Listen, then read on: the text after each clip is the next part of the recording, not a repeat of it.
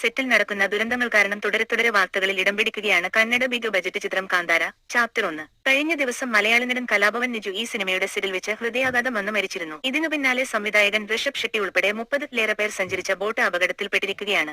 അത്ഭുതകരമായാണ് ഇവർ രക്ഷപ്പെട്ടത്. കർണാടകയിലെ ശിവമോഗ ജില്ലയിലെ മണി റിസർവോയറിലാണ് അപകടം നടന്നതെന്നാണ് റിപ്പോർട്ട്. സംവിധായകൻ ഋഷഭും മണിയറ പ്രവർത്തകരും അടങ്ങുന്ന സംഘം സഞ്ചരിച്ചിരുന്ന ബോട്ട് റിസർവോയറിൽ മറിയുകയായിരുന്നു. റിസർവോയറിന്റെ ആഴം കുറഞ്ഞ ഭാഗത്താണ് അപകടം നടന്നത് എന്നതിനാൽ വലിയ ദുരന്തമാണ് ഒഴിവായത്. ബോട്ടിലുണ്ടായിരുന്ന എല്ലാവരും പരിക്കേൽക്കാതെ രക്ഷപ്പെട്ടു. അതേസമയം ചിത്രീകരണത്തിന് ഉപയോഗിക്കുന്ന ക്യാമറയുൾപ്പെടെയുള്ള ഉപകരണങ്ങൾക്ക് കേടുപാട് സംഭവിച്ചു. അപകടം നടന്നതിന് തൊട്ടുപിന്നാലെ തീർത്ഥഹള്ളി പോലീസ് സ്ഥലത്തെത്തി സ്ഥിതിഗതികൾ വിലയിരുത്തി. ബോട്ട് മറിയാനുണ്ടായ കാരണം കണ്ടെത്താൻ അന്വേഷണം ആരംഭിച്ചിട്ടുണ്ട്. ബോട്ട് മറിഞ്ഞപ്പോൾ എല്ലാവരും പരിഭ്രാന്തരായി. എന്നാൽ വെള്ളത്തിന് ആഴം കുറവായിരുന്നതിനാൽ ഞങ്ങൾക്ക് സുരക്ഷിതമായി കരയിലെത്താൻ കഴിഞ്ഞു. ക്രൂ അംഗത്തെ ഉദ്ധരിച്ചുകൊണ്ട് വാർത്താ ഏജൻസിയായ PTI റിപ്പോർട്ട് ചെയ്തതിങ്ങനെ. തലനാരിഴക്കാണ് രക്ഷപ്പെട്ടതെന്ന് മണിയറ പ്രവർത്തകൻ പറഞ്ഞു. PTI റിപ്പോർട്ടിൽ ഉദ്ധരിച്ചുകൊണ്ട് ക്രൂവിലെ ഒരു മുതിർന്ന അംഗം സാഹചര്യത്തിന്റെ ഗൗരവം സ്ഥിരീകരിച്ചു. ഇതൊരു നേരിയ രക്ഷപ്പെടലായിരുന്നു എന്ന് അദ്ദേഹം സൂചിപ്പിച്ചു. 2022-ൽ പുറത്തിറങ്ങി ഇന്ത്യയെമ്പാടും വൻ വിജയം നേടിയ കാന്താര എന്ന ചിത്രത്തിന്റെ രണ്ടാം ഭാഗമാണ് കാന്താര ചാപ്റ്റർ 1. ചിത്രീകരണം ആരംഭിച്ചതു മുതൽ ചിത്രം പലവിധ വെല്ലുവിളികളും നേരിടുന്നുണ്ട്. ചിത്രത്തിന്റെ ഭാഗമായ 3 പേരാണ് ഇതിനോടകം ജീവൻ വെടിഞ്ഞത്. നടന്മാരായ രാകേഷ് പൂജാരി, നിജു കലാഭവൻ,